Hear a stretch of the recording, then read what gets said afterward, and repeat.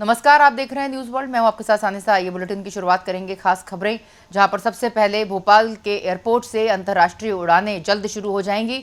अप्रैल 2025 से दुबई के लिए उड़ान शुरू हो सकती है। आपको बता दें, भोपाल से सीधे दुबई के लिए उड़ान मिल सकती है, विमान मिल सकते हैं और अप्रैल 2025 से इसकी शुरुआत हो सकती है। एयरलाइन कंपनियों को स्लॉट देने की पहल की गई है।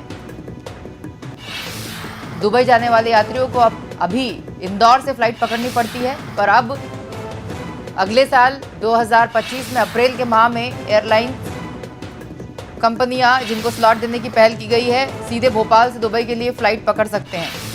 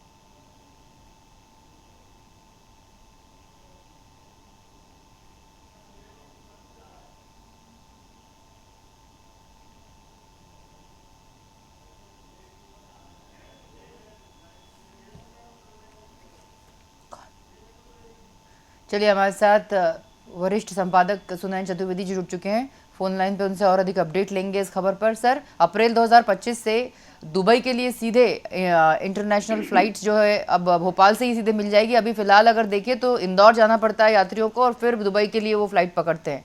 तो सर, कब दुबई के लिए सीधी उड़ान कब से मिल सकती है?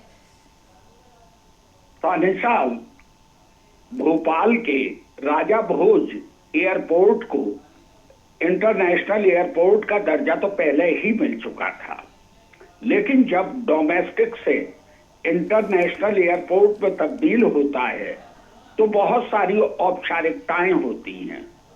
उन औपचारिकताओं को पूरा किया जा रहा था। उसमें इमिग्रेशन पॉइंट होता है, उसमें अन्य तरह की जैसे एयर कंट्रोल टावर की लंबाई बढ़ानी होती है, तमाम चीजें तो अब धीरे धीरे पूरी हो रही है और पूरी होने की स्थिति इस तरह साफ हो रही है जिस तरह एयरपोर्ट अथॉरिटी ने एयरलाइन कंपनियों को स्लॉट देने की पेशकश की है और इन्होंने एग्जिट और एंट्रेंस पॉइंट जो है जल्दी बनाने की बात चल रही है।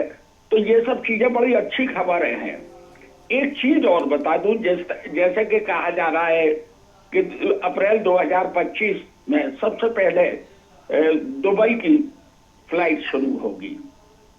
एक दौर था सानिसा, जिस वक्त जब विदेश की बात आती थी तो व्यक्ति लंदन की बात करता था, पेरिस की बात करता था, अमेरिका की बात करता था, बाद में सिंगापुर हांगकांग की बातें होने लगी। लेकिन इस वक्त जो सबसे बड़ा टीआरपी पॉइंट है या सबसे बड़ा जो है लोगों के लिए जिज्ञासा का केंद्र है या मौज मस्ती का केंद्र है, वो दुबई हो गया है।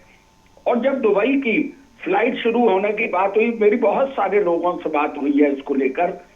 उनका कहना है कि साहब, हमारा व्यापार दुबई से शुरू हो गया है। और ये खबर इसलिए अच्छी है कि अब भोपाल का व्यक्ति 2-4 घंटे और इधर उधर जाने में खराब नहीं करेगा। वो सीधा भोपाल से दुबई के लिए उतरेगा और जब लौटेगा तो भोपाल से दुबई से सीधा भोपाल आएगा।